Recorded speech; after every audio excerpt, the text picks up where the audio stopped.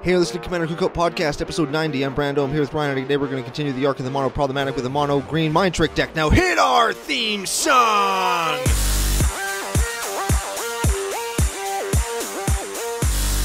Hey Ryan, we're back for yet another whirlwind adventure. How you doing? Good. What's going down? A whole ton is going down. We've reached the end of the mono-colored part of the arc of the mono problematic. We're going to be talking about a sweet green deck today, as well as we got a lot more patron shout-outs. We're really excited about that. And we got some more giveaway details and a lot more exciting stuff coming up on the show today. Yeah, we reached the end of mono problematic with a green list. Did you miss the boat? Of course I didn't. But did you? I definitely didn't. I was thinking about the problems of mono problematic in green. I went to the Twitter sphere. I asked CCO Nation what the problem was. They all told me, well, it can't really mass remove all the creatures and wrath the board. So I built a deck that does that. I don't know what to say. Which is weird. How about, you're brilliant, Brando. I can't believe you managed to figure out the thing and work out the problem. I can't believe that. I'm not going to say that. You could, though, because I did. That's a teaser. Oh, that's good. I like that. Okay, I like a good teaser. Okay, so we're going to go back to calling you a dirtbag and a boat misser in a few minutes. You teased also at our giveaway and some patron shoutouts. I like these patron shoutouts. We thought about it pre-show, so we're prepared. Here's the preparation. Is just reading names on the air live, and we have to come up with something quick. Okay, give us the rundown of our two super sweet giveaways. One I'm pumped about, the other one I'm also pumped about. Okay, the first, as our regular ARC giveaway, we have the ARC of Card of the Week, which is a giveaway where every week we have a card of the week, and we are going to foil them out and give them away to some lucky human. So far we have a Cathar's Crusade, a Cyclonic Rift, a Necropotence, a Lightning Bolt, and then whatever comes out of this episode, you're going to get a foil of those. And to get entered... Here's the thing. Sorry, I interrupted. This giveaway is getting expensive. Yeah. Just FYI, CCO Nation, I'm going to blow all my store credit. It's worth it, though. It's worth it. Definitely. So to get entered to win, all you got to do is check out our fledgling YouTube page. We have a couple of videos there. Some are videos, some are just audio of the show with our logo on the screen. You like, you share, you subscribe, you smash that like button, or you leave a comment, and you will be entered to win for each time you do that into the prize pool of the mono problematic. At the end of the arc, in a couple of weeks, we're going to draw a name out of a hat, and some lucky winner will win at least 7 foil cards, maybe more based on how things go. Yes, 7, because there's 5 monocolor lists in the arc of mono problematic. Then we're doing an artifact list. Then we've got a very special list lined up that I don't actually remember why we chose it, but it does solve a lot of problems that I have in games when I play it, because it's one of my own personal decks. I actually do remember why we picked it, and I'm not going to tell you until we record the episode. Ooh, that's another teaser. Ooh. Brando's a dirty tease. You should become a cam girl. Boy. I don't think I'd make very much money. Although based on some of the YouTube comments we've got so far, I think I would have at least one fan. Very much so. I guess comment and keep Brando off the camera, except for YouTube. Tell us about our other giveaway. The other giveaway for all new patrons this arc, or I guess before Christmas? Yeah, before Christmas, because it is a Christmas-themed giveaway. Yeah, everybody that signs up to be a new patron will receive a free Christmas-themed card altar from my boy Ryan in the mail, just for signing up as an appreciation for you helping to support the show and helping our channel grow to even bigger than it has already become.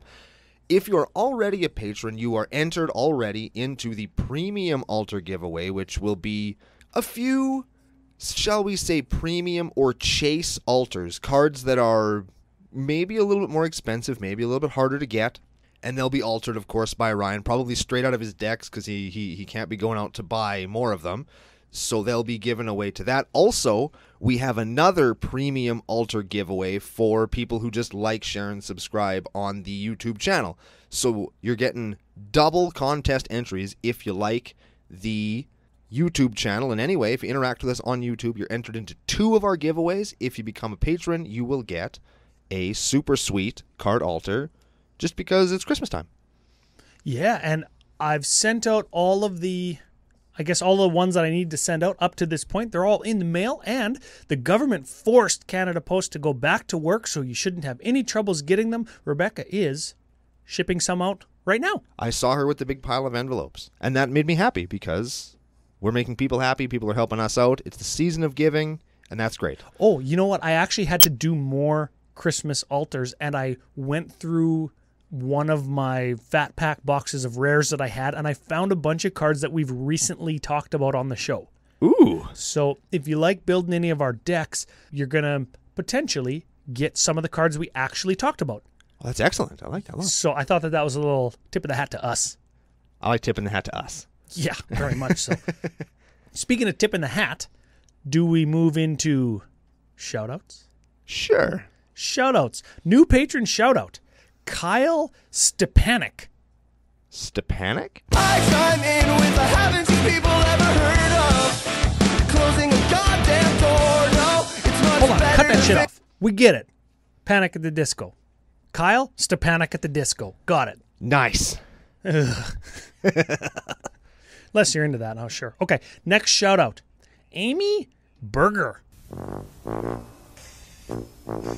Burger? You like burgers? I like burgers. You're the worst.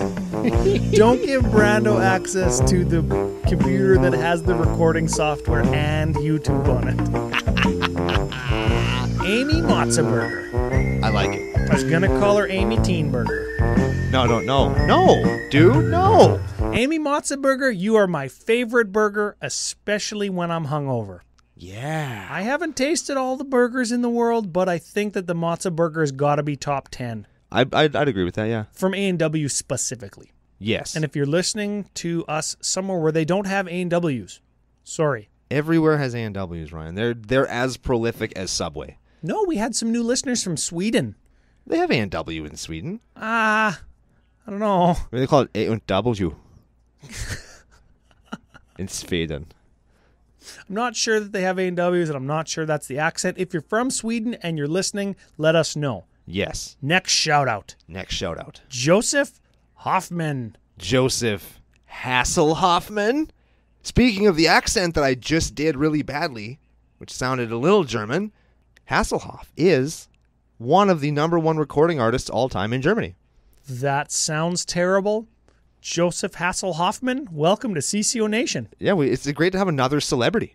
Oh, yeah, we had a celebrity last week and this week. Yeah, like a singer and a rugby player, so we're moving up. Okay, next shout out.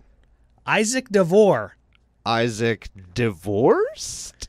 Maybe you shouldn't be spending so much money on the podcast and more money on your wife, and then you wouldn't be divorced. Ooh, yeah. Nah, I'm totally kidding, though. You should do what you want with your money. Yeah, like pledging it to us. Thank you very much. We really do appreciate it. very much appreciate it. You are making CCO Nation grow. Thank you very much. Isaac divorced. Okay. We're going to hear it over that one. Too close to home. Last shout out of the day. And I'm going to say it slowly so I don't butcher it, but I'm still going to butcher it. Excellent. Steve Bernildson. What? I don't know. But he actually pledged under the guise of his own nickname, and I love it. Okay, all right. So we're probably just going to stick with it. Okay. Pikachu Jones. Super awesome play on Julio Jones. Excellent professional football player. So it's like we have another celebrity patron. That's 4 celebrities in 2 weeks. Is it 4? Well, yeah, because we had a rugby player and a singer last week. We got David Hasselhoff. Oh, and we Julio had a singer Jones this last week. Yeah. Yeah. We're lighting it up. Yeah, just Scott from last week. Yeah, okay. Pikachu Jones. Thank you. Thank you very much for everybody who has been supporting the show and making our podcasting dreams a reality. Very much so. It helps out. I always say when I send thank yous, it helps out more than you know. It really does. It really, really does. If you want to become a patron, Brando will tell you where with our social media coordinates in 30 seconds or less. Jesus Christ. We're CCO Podcast on Twitter and tappedout.net. That's where you can see this week's list, last week's list, next week's list, and any other list that we talk about throughout the course of the show. We're commandercookout@gmail.com. That's where you can send us love mail, hate mail, show suggestions, but no nudes. Yeah, We are also Commander Cookout on iTunes, Google Play, Google Machine, Patreon, YouTube, edhrec.com, Podomatic, where we maintain a stranglehold on the number 1 position, and we were 41st overall last week. FlipsideGaming.com, where you can get your Ultimate Masters boxes for $2.99 plus 10% off by using special promo code CCOFU, or you can also hit up MTGOnslaught.com, where you can use that same promo code CCOFU to get 15% off your entire order store-wide to pimp your game outside the game. And if you missed any of that, you can check us out on the official home of Commander Cookout Podcast on the entire internet, CommanderCookout.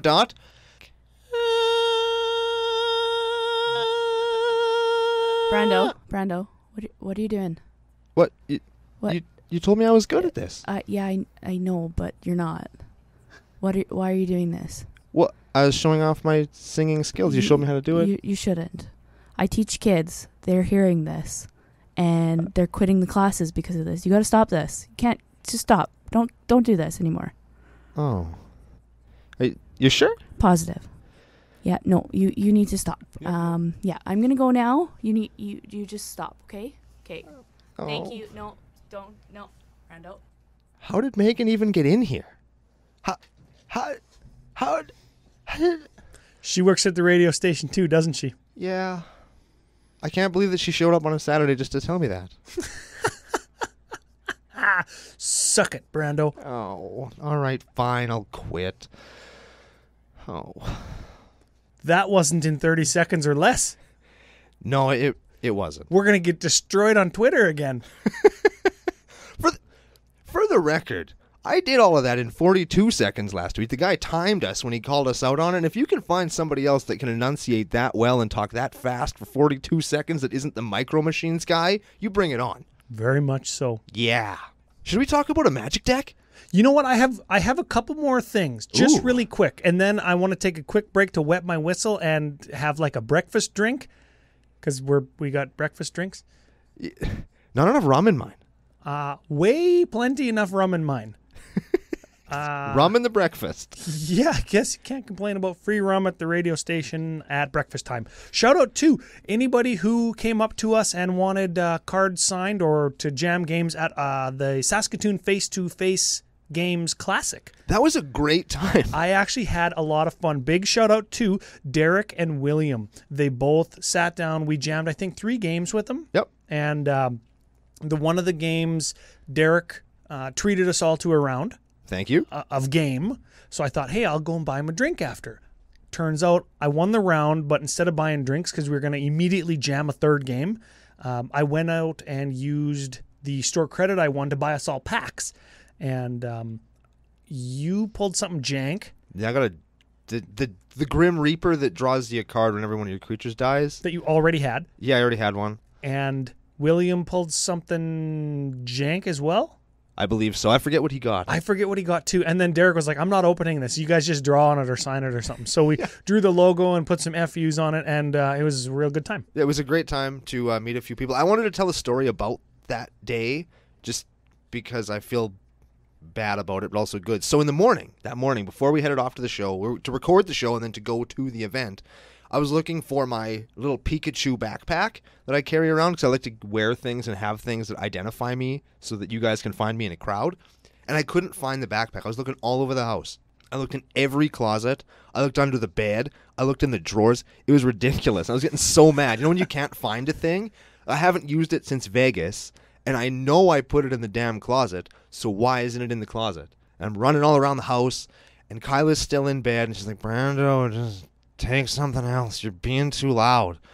The dog's up, and I woke up the cats, and I give up, and I'm finding another bag to put all my stuff in, and I'm all pissed off, and Kyla's like, you couldn't find it, hey? I'm like, no, I'm sure that you're going to find it the second you get up and look, though, and I'm going to look like an asshole. And you know what she did?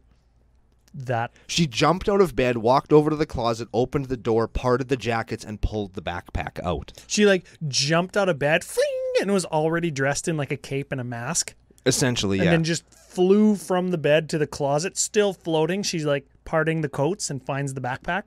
And then she floated back to bed. And then the words just damn it, Brando, we're echoing in the air. And she was already back to sleep. It sounded like card of the week, but it was Jesus Christ, Brando. Yeah. Yeah. That's exactly what it was. Very excellent. So we had a great time at the event. Thanks for everybody for coming up and letting us know that you like the show. We really appreciate meeting all of you guys. It's probably the best part of doing the show.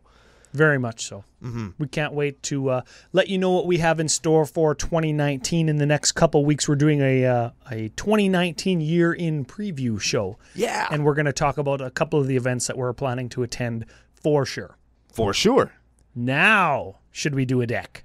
Yes. Okay, today, Brando built us a Kamal Fist of Karosa deck. Yeah. Or as we say, Kamal the Fister. Yeah. Don't Google that. Or just Fister. Don't Google that either. Fist. You might be able to get away with that. That might get you some Dragon Ball Z stuff. Perhaps. Yes. Christmas idea. A Fistmas deck. Merry Fistmas. Season's beatings, asshole. That's what we're going to do. That's happening. That's okay. a preview to the preview to the preview. There it is. Okay, give Kamal Fister a read. Kamal the Fister of Karosa is a 4/3 druid legend from Onslaught for green 4, and he has green. Target land becomes a 1/1 creature until end of turn. It's still a land. And green 2 Overrun, which is all your creatures get +3/+3 and trample. No tap there, so you could activate that like 2 or 3 times in a turn. Yeah. Sweet. And he's a 4/3.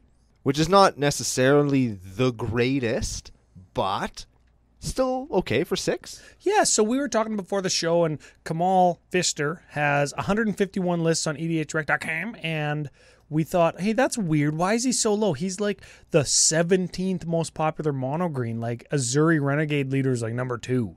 Yeah, and they do the same thing. They give 5 mana Overrun, right? Yeah. Azuri costs literally half as much as Kamal, and he's an elf. And he's half the size. And his Overrun only works for elves. I don't think that matters in an elf deck. No, I don't think it does either. Right? Elf Ball just makes a ton of mana, and then you Overrun with all your elves, and okay, cool. I think Kamal is played in creature decks where you maybe do want to take advantage of the Overrun for a win condition, but you can also flip the deck kind of on its head or change gears and play down a different line of play by turning lands into creatures. Technically speaking, Kamal Fister of Karosa could be a deck all by himself, kind of like Ashling the Pilgrim is. You wouldn't play 99 forests in him, but you could play all forests and ramp because every time you play him, he just makes creatures for you. Oh, dude. Yeah, Kamal and 99 forests. Like it'd be a bad deck, but I mean, it could be a deck. You could do it. I suppose, and yeah. It's very rare that you have a card that all by himself can just win the game without like being a combo piece or something. Like he lets you win by attacking with creatures all by himself. And he makes creatures. So he was a cool dude. He was my third choice for who to helm this deck. Yeah. But once I really got thinking about it, he was the only choice. And you know what else we were saying? Okay, he's the 17th most popular mono green. I think he goes in the 99 of a ton more decks because he goes alongside like Elish Norn, where you drop your Elish Norn, then you Kamal somebody else's land into a creature, then it dies, right? Or in a Selesnya deck, you Wrath of God, and you have 2 extra mana, so you just use that 2 extra mana to turn 2 of their lands into creatures to get 2 of their lands in addition to all their creatures, right? You get their Cradle, you get the blue player's Reliquary Tower or something. Just yeah, you can value pop their land. So that's not what we're doing today because we're doing mono green, right? That's right. And I accused you at the top of the show of missing the boat. Here's the thing.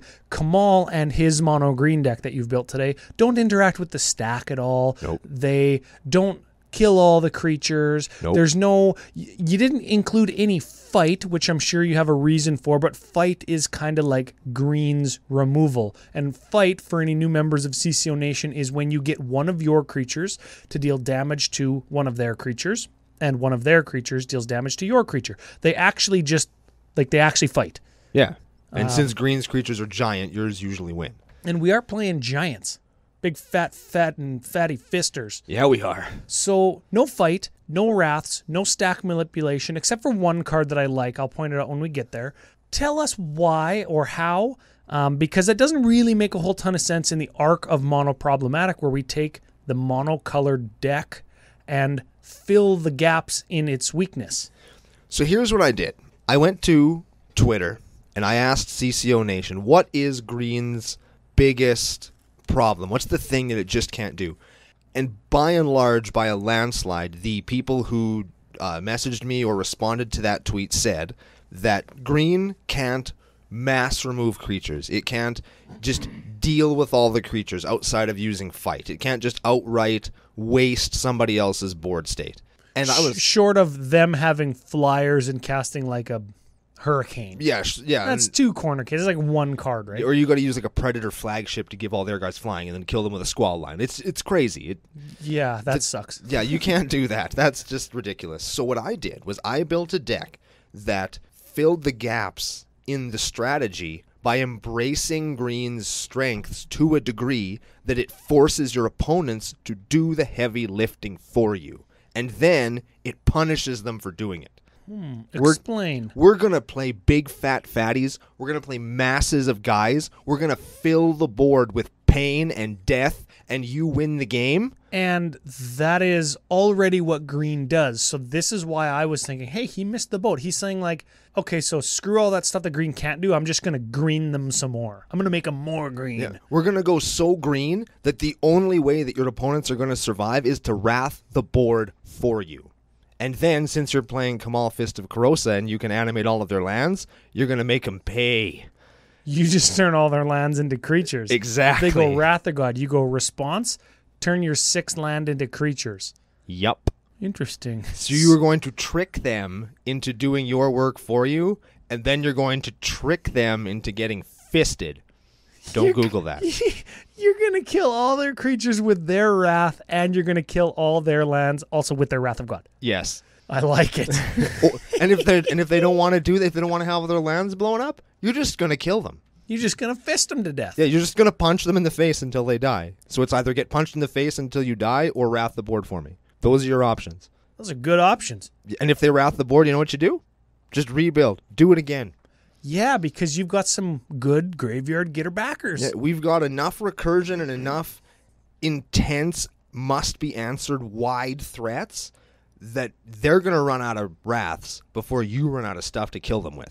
And my favorite part about it in doing kind of the technical preparation for this show is you've picked some of those big-ass green threats that are not in the stock Kamal list on edhrec.com. I did what I could. So you did keep it spicy, even though you wanted to play big, green, dumb idiots. Yeah. Speaking of big, green, dumb idiots, let's get to it. Okay, let's talk some creatures. We're going to start with one that everybody knows is here. Actually, there's a couple that everybody knows is in here, but let's just get them out of the way, starting with Ant Queen. I don't know if this is in that category, but it's a 5/5 for 5. You can pay 2 to get an insect creature token. And with the amount of mana we're going to produce in this deck, we're just going to get tons of tokens. Correct. Speaking of tons of tokens, how about an Avenger of Zendikar? 5/5 for 7. He creates a plant token when he enters the battlefield for each land you control. And then every time you play a land, which we're going to do lots of, you get a +1 on all of your plants. Speaking of playing lands, how about an Azusa Lost But Seeking? She lets you play 2 extras per turn. Great segues on those 3 cards. Yeah. We're going to lose the segues a little bit here, and we're going to go into a Bane of Progress. That destroys all artifacts and enchantments and for 6 mana and gets a +1/+1 counter for each thing destroyed this way. So routinely, you're going to probably get a 6/6 for 6.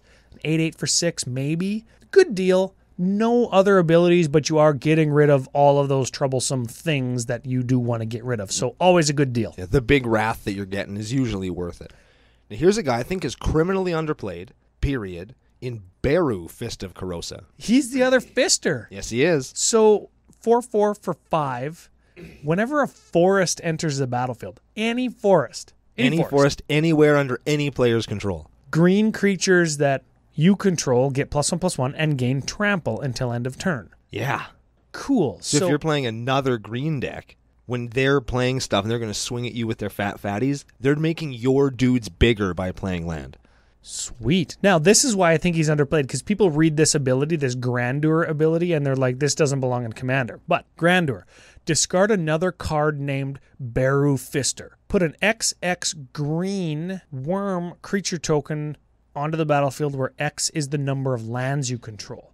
You got two options here. You could just cast Barrow Fist of Krosa and get the bonus from people playing forests. Cool. Or if he's in your hand. And you have another one in play. Oh, wait, you can't even do that. Yeah, you have to. Because you have to have one in play. Yeah, I think Grandeur was a way that they were trying to like get around you having a legendary in play and then another one in your hand. It's kind of a dead card. So now you can use that card to get some other effect. Oh, dang. So you can get a free big if you discard a card. But that doesn't work in EDH, so we're playing him strictly for the forest comes into play. Let's get some mileage out of that. Put him in your Simic deck, clone him, bounce him, discard him. Sure. Yeah. Why not? We do have a way to... No, we don't. No, we don't. I thought we did. I thought we got there. No, not this time. How about Elvish Aberration? 6-drop, 4/5, tap to add 3 green. So he's going to give you big mana, or he's just going to be a big dumb idiot. And he also has forest cycling if for some reason you don't have a forest. If you need to give your team +1/+1 for a Barrow Fist of Krosa, you can forest cycle him, which is not terrible because you could have like 10 plant tokens and you're getting with that forest and your Barrow Fist of Krosa, you're getting 10 extra damage out of your plant tokens. It's pretty good. That's okay. How about a Genesis? It's a 4/4 for 5. At the beginning of your upkeep, if Genesis is in your graveyard, you can pay green 2. If you do, return target creature from your graveyard to your hand. So that's your first graveyard getter backer, and it's recurable, right? Yeah, it's recurable as long as it's in the yard, and it gets back all of the creatures we've talked about and will talk about throughout the course of the list. Speaking of creatures that we're going to talk about, let's talk about the next creature. First pick to be the general of the deck, but I moved on from him right away. Galta, Primal Hunger. Yeah, 12/12 trample for 12. But really, how much does it really cost? 2. 12/12 trample for 2 because Galta Primal Hunger costs X less to cast, where X is the total power of creatures you control. Oh, baby. You need 10 power, right? And realistically, you can get that really fast. 10 power is not hard to do in any deck that plays creatures. Any deck that play. And you know what? Here's the thing. Like, you're getting a 12/12 trample, even if you do have to pay 4, 5, 6 for it, still a very good deal. It's a 12. And also keep him in mind when we talk about some of the sorceries and instants later on. And the next card, because we have Goreclaw, Terror of Qualsisma. The hell? Creature spells with power 4 or greater cost you 2 less, and when it attacks, each creature you control with power 4 or greater gets +1/+1 and gains trample until end of turn. So whatever, it's giving us a discount on our big fat fatties, and it only costs 4. And it itself has 4 power, so you're getting a pretty good deal. It makes every creature we've talked about so far, except Azusa and Bane of Progress, cost 2 less. Yeah. Let's move right along to Hornet Queen. 7-drop, 2/2 flying death touch.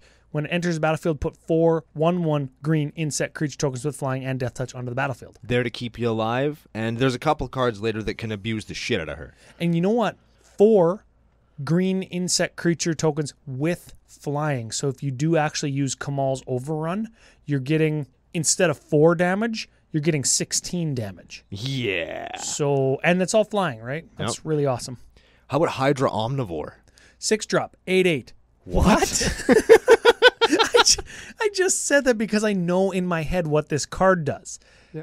When Hydra Omnivore deals combat damage to an opponent, it deals that much damage to each other opponent. Now that is power creep. You want to see power creep? There it is. That is going to deal a ton of damage. So you got 3 opponents. You attack one of them for 8. Doesn't have trample, so it has to deal combat damage to an opponent. But if you give that thing Overrun, it has trample now from Kamal's ability. And it's an 11/11. And then it deals 22 more damage to your other 2 opponents, like 11 and 11 to your 2 other opponents. That's 33 damage. We're going to talk about him in relation to another card later on, too, and it's going to blow your mind. Next up, we have Mini Kamal in Jolrael, Empress of Beasts. This is actually a good commander for strategies like what you're talking about. Green 3 for a 3/3.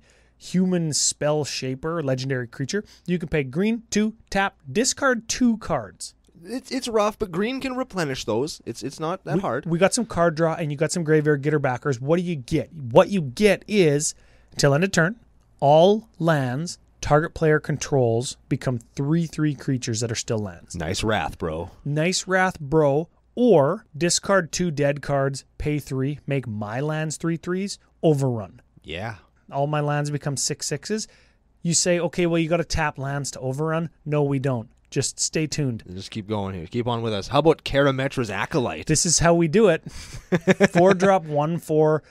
You add green equal to your devotion to green. And we've got multiple instances in the deck where cards cost green, green, green, something. Green, green, something. It's easy to get 10 or 11 mana off of your Karametra's Acolyte. That'll let you overrun 2 times. All your creatures get +6/+6 and trample. For tapping a creature. So sick. Ooh. Let's keep her going. We got Loyal Guardian. I like this one. This is a you tipping your hat to me because I play this in my Erixmathes deck. That's why I play him. 4/4 for 5 with trample. He's got Lieutenant. At the beginning of combat on your turn, if you control your commandee, put a +1/+1 counter on each creature you control. Yeah. That's a +1 counter on each creature. So all of those plant tokens, all of those insect tokens, yeah. Excellent. All you have to do if you're not going to attack too is just say move to combat, trigger Loyal Guardian, boom, your whole team gets bigger. Go. Then you've got this huge team of blockers. Now let's talk about not maybe a huge team, but a huge dude for sure. How about Mossbridge Troll? What's happening in between his legs there? Is that a butt flap or is that something else? That's the beginning of him taking a giant shit on you. Still not what I thought it was. Oh, that's probably a cock. 5/5 for 7. If he's destroyed, regenerate him. What? Period. Okay. So we can regenerate him. Remember, that does tap him. It does tap him. So if they instant speed during your first main phase kill him, he becomes tapped. But he's only there for beating wholesale ass on the rare. He's there for another purpose that we'll talk about later. Okay. Now, the other thing we can do is tap any number of untapped creatures we control other than Mossbridge Troll with total power 10 or greater. Mossbridge Troll gets +20/+20 until end of turn. What? It's that all in. You turn your 10 damage into 20 damage. 2 things. He doesn't get trample, No. so you got to remember that. You got to have an opening for him to take a shit on someone. The other thing is, what about him and Overwhelming Stampede? Or him and Primal Ibex or whatever it is. Yeah. Pathbreaker Ibex. Yeah. Anything that gives +X/+X, where X is the greatest power among creatures you control, everything gets +25/+25. I think this card is criminally underplayed in big beater decks. You think That's why so? I think he is. Because he's cool because of cards like the ones you just talked about. Yeah, I play those 2 cards in Erixmathes because he gives +12/+12. And this is twice that much. It's more than twice that much. Now this card rules with Kamal Fist of Karosa, Nakadal War Pride. I don't remember what this does. I'm going to let you read it because the text is really small. I can't see it from here. But remember, this has green, green, green 3. So it's going to give you 3 from your Karametra's Acolyte. So it's a 3/3 Cat Warrior for 6. Sounds terrible? Let me change your mind. It must be blocked by exactly 1 creature, if able, whenever it attacks. And whenever it attacks, you get X copies of it for each creature your opponents control. Which means if they have 10 guys, you get 10 tokens, which means you're attacking with 11 guys. So one of them will get through, and you can overrun all of them to waste their whole team and their face. Ooh, yes. Nakadal War Pride is a house. Yeah, I like that card. Speaking of house and getting lots of creech, How about Rampaging Baloth? 6/6 for 6, trample, landfall, play a land, get a 4/4 beast. Simple, honest, love it. Let's keep rocking some big dudes, and then we'll go back and talk about the little guys later. How about a Big Daddy Butt Sex Terastodon? Terastodon. Don't Google that. No, that is one that you should not Google, especially with your wife or kids in the room. 6, green, green for a 9/9. Enters the battlefield, destroy 3 non-creature permanents, right? Yep. And then for each thing you destroy, you get a 3/3 beast. They get a 3/3 elephant. But who cares? Because they lost their cool thing. And You know your what- dudes are bigger than 3/3. You know what I like with Kamal? So you've got only creatures on the board. and then a bunch of land, opponent plays, or opponent clones Terastodon. You go response, tap out, make all my lands into creatures. They can't target anything that you have. That's cool. I like that. Yeah, there you go. All right, next up in this category of giant fatties, we have Thunderfoot Baloth. 6 mana, 5/5, trample, lieutenant. Another one with lieutenant. If you control your commander, all your creatures, including Thunderfoot Baloth, get +2/+2 and have trample. Yeah. Just tramples your whole team and makes them big. He's also super abusable with a card we're going to talk about later. He was the second choice for the commander, Vorinclex, Voice of Hunger. Oh, yeah, 8-drop. Not a good commander. Costs 8. Yeah. 7/6, trample. When you tap a land, it produces double. And when an opponent taps a land, it doesn't untap during their next untap step. I feel kind of guilty playing this because he's really a stacksy, not fun card. But I mean, sometimes you just got to be that guy. And I hate saying that, but this is when you're already playing a deck that's designed to force people to wrath so you can blow up all their land. You might as well play Vorinclex too. You know what? I don't think it's really stacksy. I think it costs too much, even in a mono green deck, to be considered stacksy because you have to spend so much mana on it. I think it's a really great control card that just a little bit deters people from wrathing the board, right? Because they're going to want to try and kill him, or they're going to want to try and get him out of there, and then they just have to keep their mana tapped and not do anything else with it for the next turn where you have a chance to rebuild. Yeah. I think it's fine. Sure.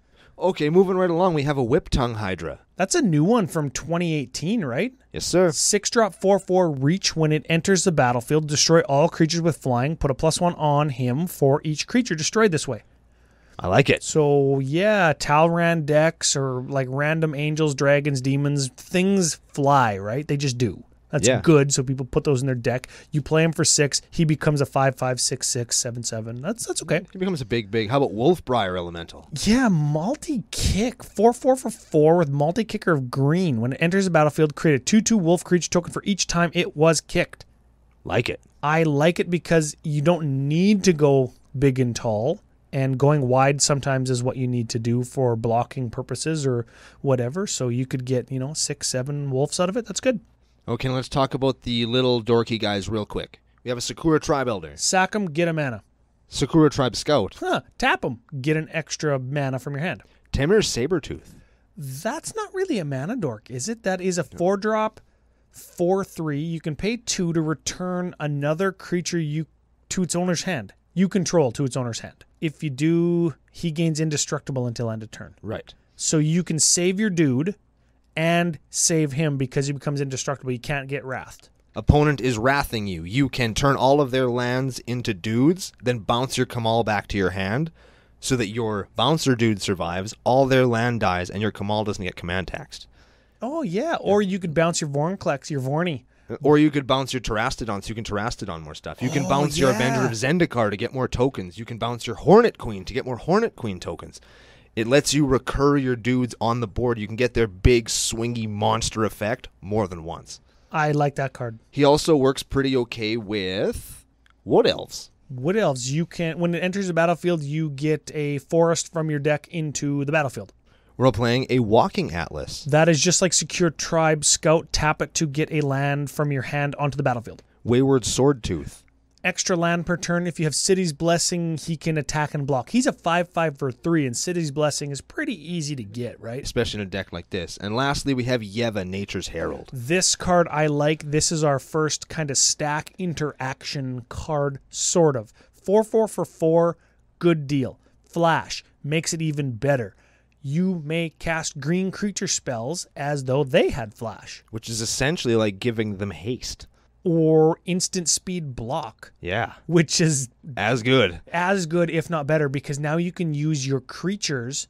Empty board, just Yeva. Somebody's swinging at you with a 5/5. So you can't block with your Yeva. You flash in your Vorinclex. Yeah. Boom, removal spell. Now, 8 mana, 6 mana, 7 mana, removal spells, but you're also giving them pseudo haste. Yeah. So I think pseudo haste giant is a good trade-off for an 8 mana removal spell. Plus, in a deck where you want to be kind of mana intensive on your turn to abuse your commander, it does let you save mana for your turn, play all your dudes. Then, since they have quasi haste, you can use Kamal to beat wholesale ass with them. Yeah, I really like that card in this deck. Yeva, Nature's Herald. Get him. All right, so there's the creature suite. We spent a little bit of an extra time on that because, of course, it's a green deck.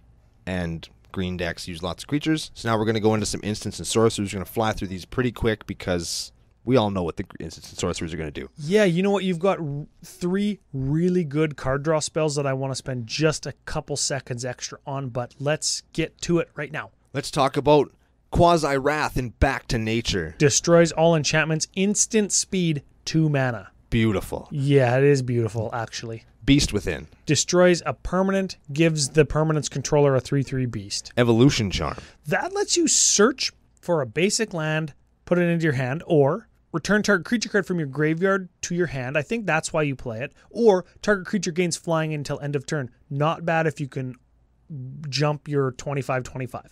Correct. So it's a combat trick, it's a ramp spell, and it's a recursion spell. It's everything you want at instant speed for 2 mana. Sweet.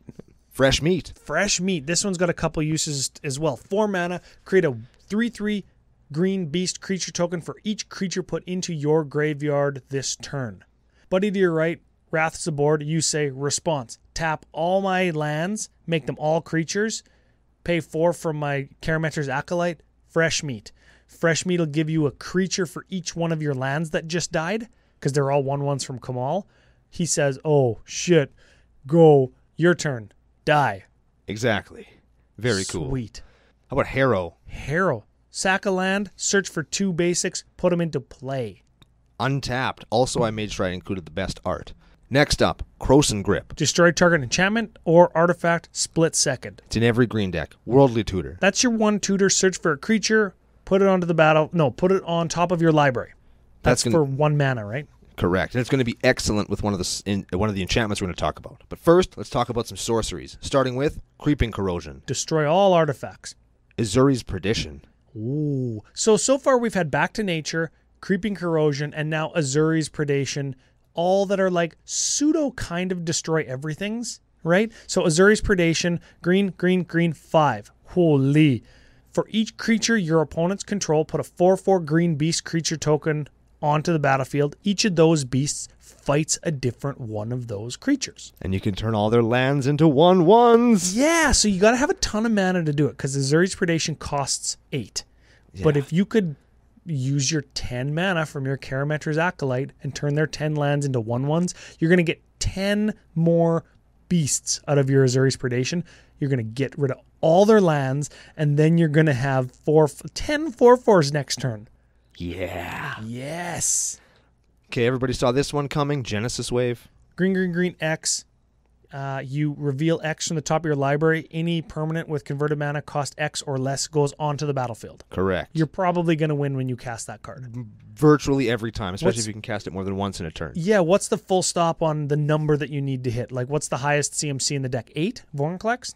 Yeah, I think so. So you just Galta is 12. Gen Wave for 12 to guarantee that you can literally get anything that flips. Yeah. And you see 12 deep. And it's not hard. It's effing good. And you can play it more than once in the same turn. It's insane. Sweet.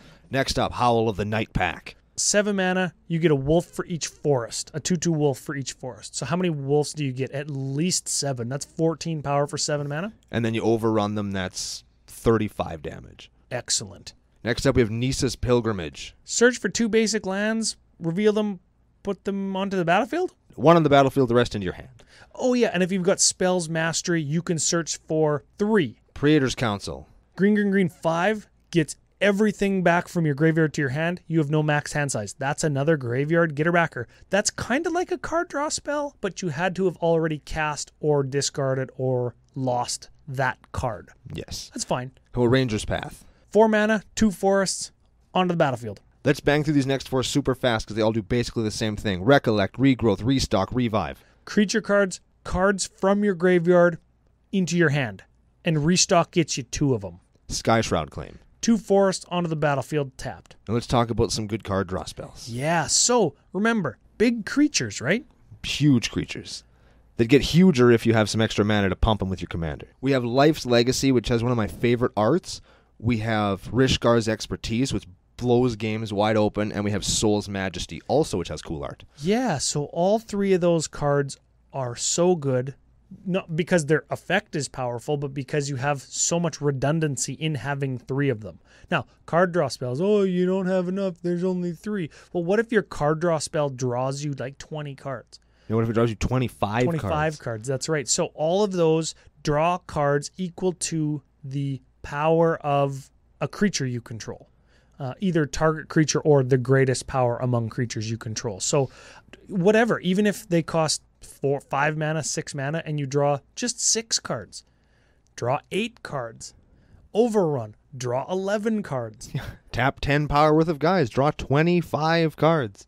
That is actually crazy. Then Rishkar's Expertise has the added upside of you can play one of them you can play Rishkar's Expertise, draw 25, play Soul's Majesty, draw 25 more. Suck it, Blue. Yeah, and can you imagine doing that after you have cast your Praetor's Council so you have no max hand size? Well, that'd be so good. Excellent. So those are them. Let's pound through some artifacts and enchantments. Let's do that. We're going to start with asceticism. Creatures you control have Troll Shroud and can regenerate. Very good. Forces people to come off that spot removal, use those wraths. That's hex proof for anybody that is like not as old as us. Right. F you, Evan. All right. I love this card. I love it. Cream of the Crop. Yeah, and it's from Lorwyn Block. What are you, bad? No. Green 1, whenever a creature comes into play under your control, you may look at the top X cards of your library. X is that creature's power. Okay, so look at the top 6, let's say.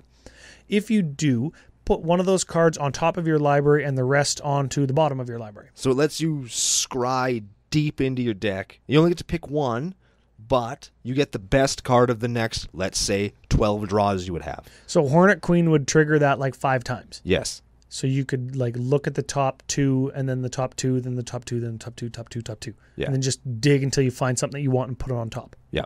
Okay, that's cool. It's pretty good. I like it lots. Underplayed criminally. Next up, Exploration. Play an extra land per turn. Growing Rights of Itlamok. Look at the top 4, find a creature. If you have lots of creatures, 4 creatures. You can flip it and it turns into a Gaia's Cradle. That also taps for land if you have no creatures. That card is insane. How about Hum of the Radix? I liked this one. I think it goes great alongside your Vornklex, your Vorny, if you will. Enchantment green 2. Each artifact spell costs 1 more to cast for each artifact its controller controls. So you like to play all them rocks? Well, you're going to pay for them rocks now. Yeah, that's cool. It's just like a rock tax. Yeah, Sol Ring is way less good when it costs you frickin' 10. Dude, it's like living in Canada. You have Yeah. to pay tax on owning rocks in your driveway. We talked about Worldly Tutor. We talked about Cream of the Crop. Here's the card that makes them broke wide open. Lurking Predators. Whenever an opponent casts a spell, reveal the top card of your library. If it's a creature card, put it onto the battlefield. Otherwise, put it on the bottom of your library. Yeah. Don't care. Yeah, who cares? So, because if you have one of those 2 cards, you probably have a creature there. The next enchantment, Miri's Guile, also works with it. Yeah, very much so. During your upkeep, you may look at the top 3 cards of your library and put them back in any order. Just put the creature on top, wait for somebody to play anything, get your giant dude. For free. For free. Well, for card and whatever Lurking Predators costs. Yeah, but Free. We're going to call it free. it's free. And lastly, we have another card that I just really like, so I played it. Raking Canopy. 3-drop. Whenever a creature with flying attacks you, Raking Canopy deals 4 damage to it. That kills lots of flying stuff. Yeah, It kills all the value flying stuff. It kills Trigon Predator. It kills Brago. It kills lots of stuff that people just want to like sneak in. Ooh, just let me get you for 1. Yeah, screw that. You can get me for fucking 0, and you can have your guy die. Suck it. Now let's do some artifacts real fast. We got Sol Ring, Mimic Vat. Ooh, Mimic Vat lets you reuse your fatties. It's a graveyard getter backer in essence. Yeah, you can get anything. Your Avenger of Zendikar is what I'm thinking of in my head, of course, because he's the best case scenario. How about an Akroma's Memorial? Makes all of your things into Akromas, if they weren't already good and or big enough. Creatures you control have flying, first strike, Vig, tramp, haste, and protection from red and black. Yeah. Sweet. Okay, now these next two cards are there for the same reason. Remember, we talked about that Hydra that just does too much damage. It's an 8/8 for 6 that just beats wholesale ass. We talked about Avenger Zendikar. We talked about the Baloth that if you have your commander, he makes your team giant. Play him with a Blade of Selves. Yeah, gives them all myriad. When they attack, you copy them for each opponent they could also attack.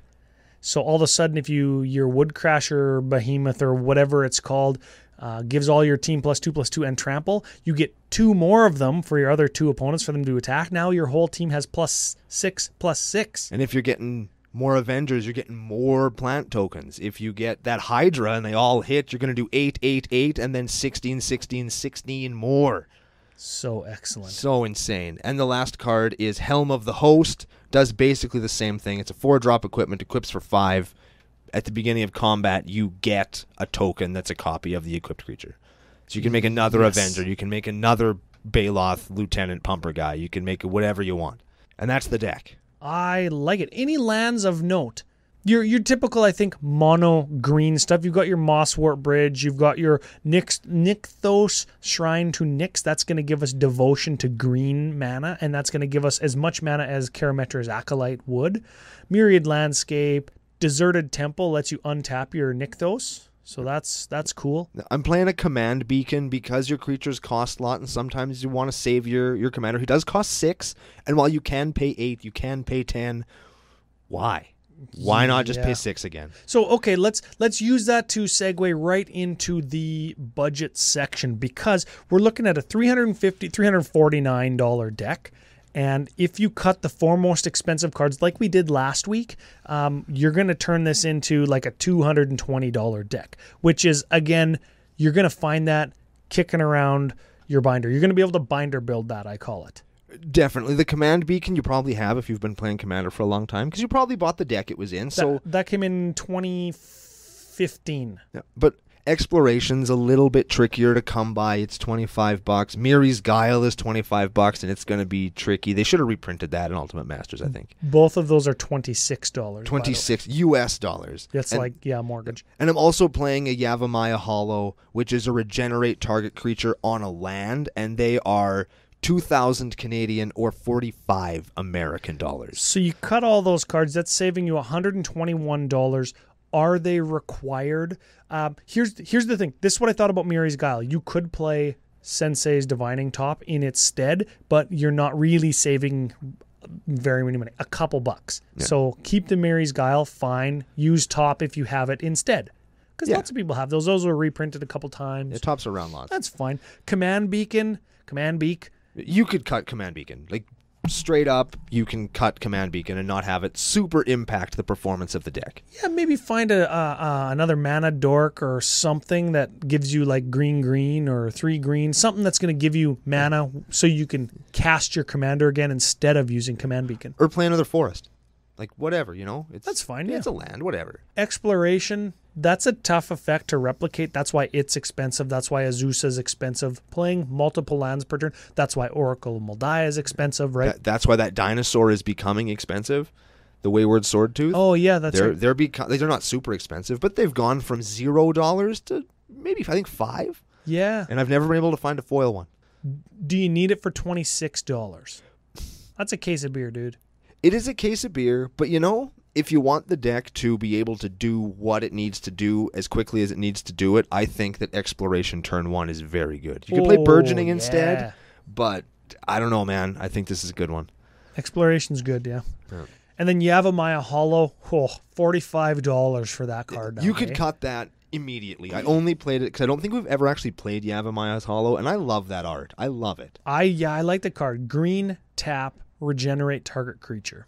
I just like that card. It's a great card. It costs too many monies. I have one of them. It's in the worst shape I've ever seen a card be in. Next to Colin's Black Lotus that you've tried to fix. Yeah. I think we've told that story. But it's a beautiful card, and I just wanted to play it finally on the show. Very excellent. Now, I've got a couple things. You said no fight cards. Yeah, I tried to stay away from that because I think everybody was expecting us to just come out with like Street Fighter the deck. Yeah, and we can't even play Guile because it's blue. Okay, no Beastmaster Ascension, even though it would be good. I think we play it in a good number of decks. Yep. But you had said before the show that it was good with Avengers Zendikar. It's good with Kamal because you can go Beastmaster Ascension, make all my lands dudes, attack, trigger it immediately with all of your other big fat fatties. Yeah. And they all get +5/+5. It's incredible with Cream of the Crop because you get a plant token and it's a 5/5 and you can just dig way down. Turns your whole. You can look at your whole deck. You can basically worldly tutor your deck for a creature or whatever you want. Yeah, okay. Elvish Piper, Quicksilver Amulet, Wild Pair, and Defense of the Heart. All get creatures either from your hand or your deck directly into play. I like all of them, and the reason I didn't play them is because they weren't big fat fatties. And the Defense of the Heart was a tutor, so I played Worldly Tutor instead. Yeah, Defense of the Heart requires that there are 3 or more creatures on the battlefield. Then you have to sack it during your upkeep to find 2 creatures, put them into play. Another player has to have 3 or more creatures, and then you get Tooth and Nail for free, if the enchantment survives. But it draws a lot of hate and will generally get your face kicked in. Yeah, and it's like $24. And they're expensive, yeah. So maybe if you don't have your Miri's guy, you play your Defense of the Heart. You could do that, too. You could do it. Last suggestion, I'm going to segue it into strengths and weaknesses. Okay. I already said Overwhelming Stampede. Right. What if instead of Overwhelming Stampede to make all your guys like +25/+25, what if you take your 8/8s or your 9/9s or however big they are, and you just play Triumph of the Hordes? And just infect everybody to death? Yeah, because all you need at that point is... And then you do one of the things that gives your guy flying or whatever. We talked about something like that, didn't we? Yeah. Then you just... Bleh.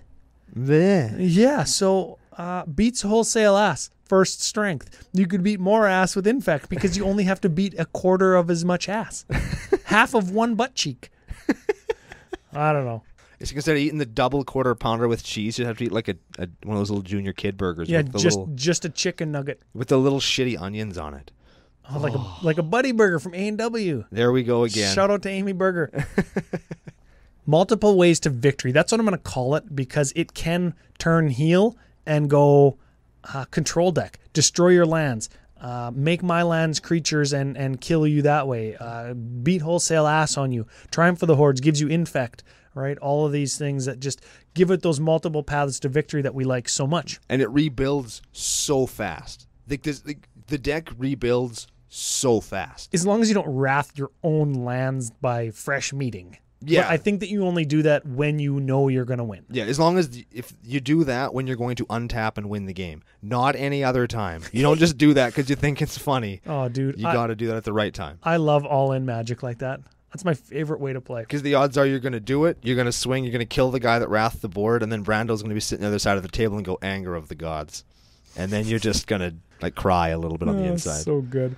Ramp's huge. That's the other strength, and we've talked about it lots already. Weaknesses. Still weak to what green's weak to if you are playing another aggro deck or a deck that doesn't have a lot of Wrath of Gods in it. Right? So it's still weak to Wraths. It still can't kill creatures outright because you, aside from like Azuri's Predation or whatever. You'd be surprised, and a guy on Twitter said this to me, you would be surprised how quickly you can kill off creatures when you are pounding somebody's face with 10/10s. You'd be amazed how fast their creatures die. Yeah, creatures are going to die when you're swinging with 10/10s. You're right. Yeah. You're right. Here's the next weakness, and this is kind of a technical weakness that is just inherent in this kind of deck. It will punish you if you are bad at mulligans because you'll keep like a 3-lander and have a bunch of 6-drops or 8-drops and be like, I got a ramp spell, I'm good, I'll draw into lands, and then you don't, right? It'll punish a bad hand or bad keep, and it'll mulligan poorly if you mulligan into a bad hand. Yes. Right? And that is the problem with, I think that is a commander problem when you don't build in your mana crypts and mana vaults and soul rings and all those mana rocks that are so good, right? Yeah, this one falls really hard into the, like you say, the typical commander bad mulligan problem. Yeah. The game outside the game with a deck like this, or generally in commander as a whole, very important. You know your deck, and you kind of know in your head how likely you actually are to be able to play that 6-drop in your hand. Like, yeah, you got a bunch of cool stuff in your hand, but if you don't have enough mana to play it, you're not going to get to, and you're just going to sit there and do nothing. You're going to end up with 17 mana in mono white. Yeah, or you're going to end up with 17 cards in your hand that need to be discarded because you don't have 17 mana. Exactly. Right? So you got to know how to mulligan, and I would suggest, people say you got to practice combo decks and practice storm decks and stuff. I'd say in decks like this with not a whole ton of fast artifact or mana dorks, Llanowar Elves and stuff, you got to practice mulliganing. You got to goldfish and play your deck against nobody just so you know what hands to keep. Just so that you're sitting there, okay, like I'll just draw like into the 5. I'll play 5 turns on my own and just see what I can do. See where I'm at in turn 5. I do that with every deck I build. Yeah, so you'd think that, okay, turn 1 is first land because you kept one in your hand. Turn 2 is second land because you kept it in your hand. Turn 3, 4, 5, 6. The later that you get into the game, the less likely it is that you are going to just top deck a land after you've played them all in your hand, right?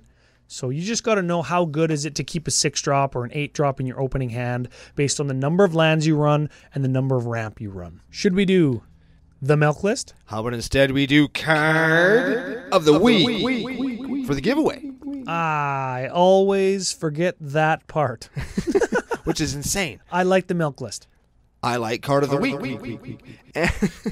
And the milk list. This week, our card of the week going on to the pile for the giveaway is, I don't think this will surprise too many people, but I think that make a lot of people very happy, Corrosion Grip. Ooh, dang. This is the green staple. I cannot count how many times I have been in a game of Commander where somebody is doing douchebag infinite combo shenanigans that I was not wishing I had a grip in my hand because it would stop them.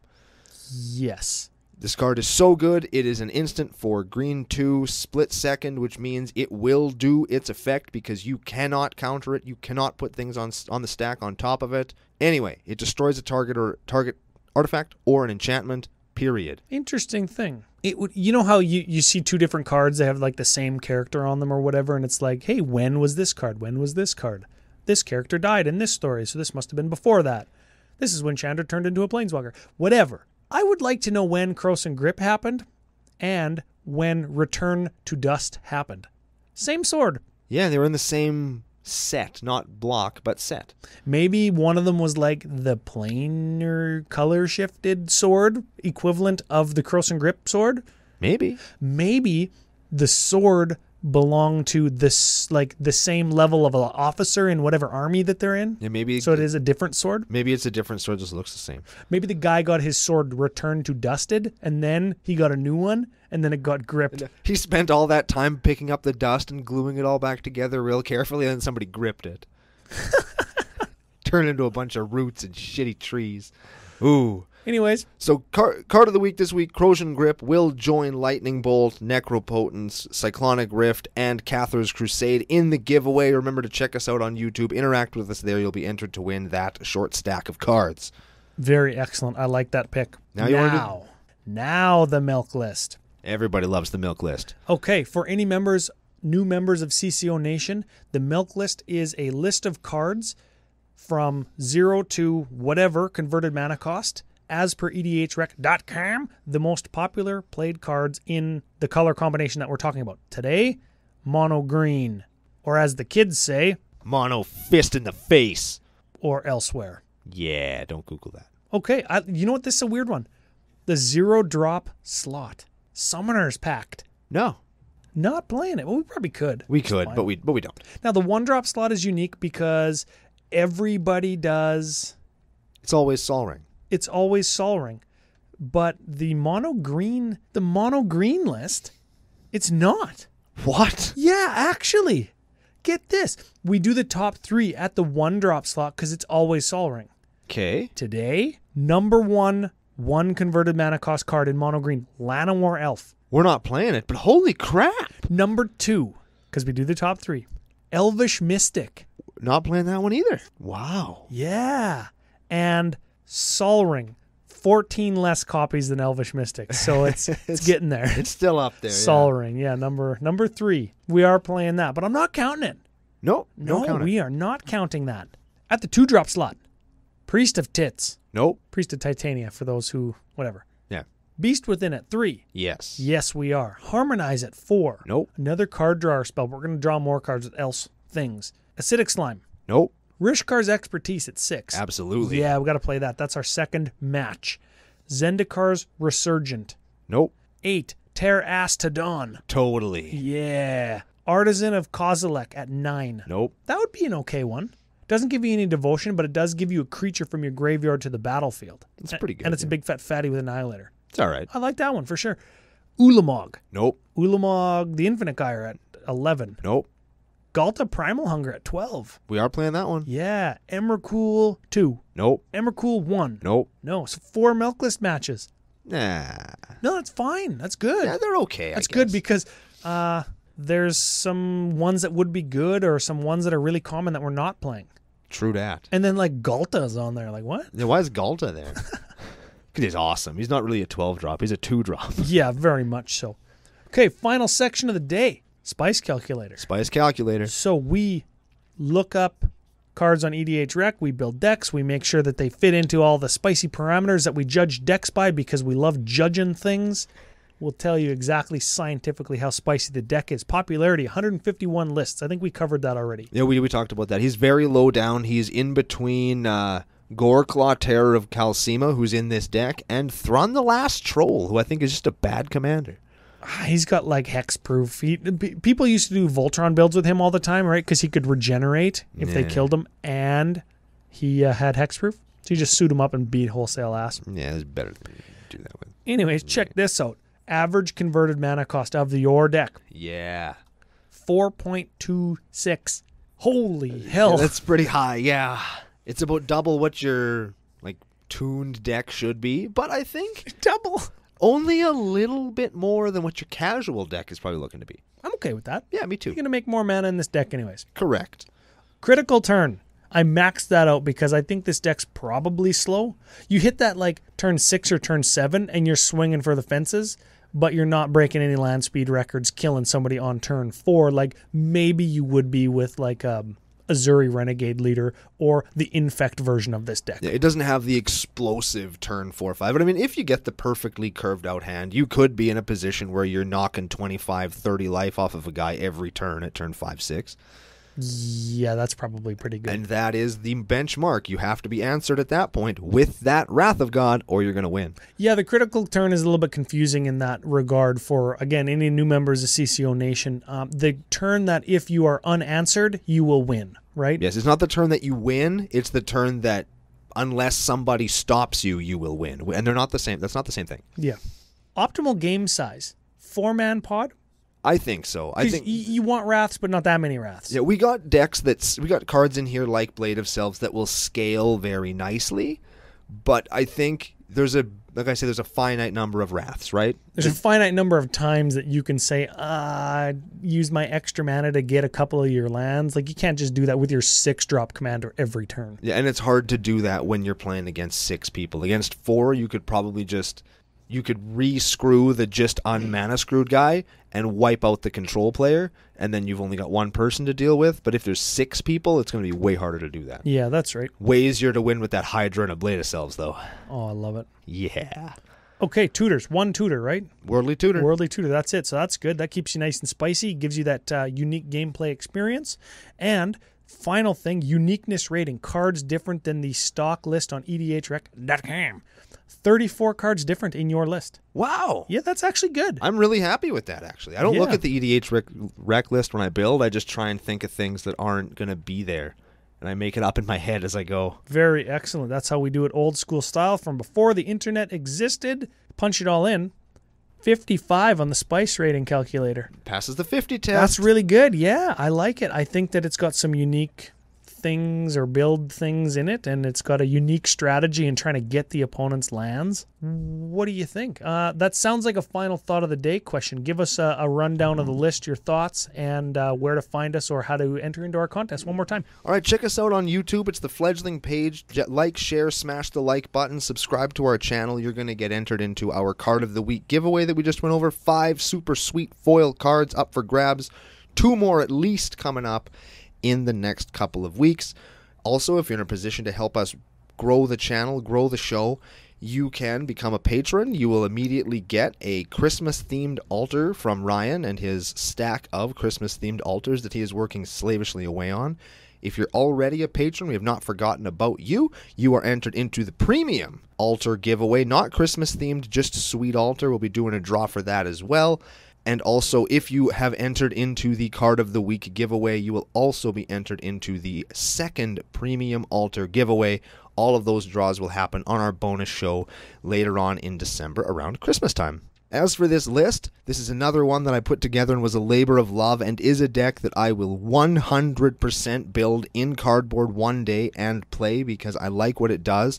I like that it, as I titled it on our tappedout.net page, it's a pissing contest. It's me, like, my dick is way bigger than your dick, and unless you kick me in mine, I'm going to stomp yours into the dirt. That's right. Ryan looked like he was going to say something, but I already said it pretty good. And that's what you like about green decks. It's so green, it pushes itself into the mind trick thing where like they have to do something. They have to answer you or they die. And I love that do it or die. I like that all-in kind of magic. And then you just rebuild and kill them anyway. It's a good feeling. So that brings us to the end of the actual mono-colored lists in the arc of Mono Problematic. We're going to be back next week and we're going to talk about artifacts. I wonder what the problem with playing only artifacts could possibly be. See? And we will answer that problem and question, and we will propose a super sweet solution on the next episode of Commander Cookout Podcast. Hit our theme song! Woo!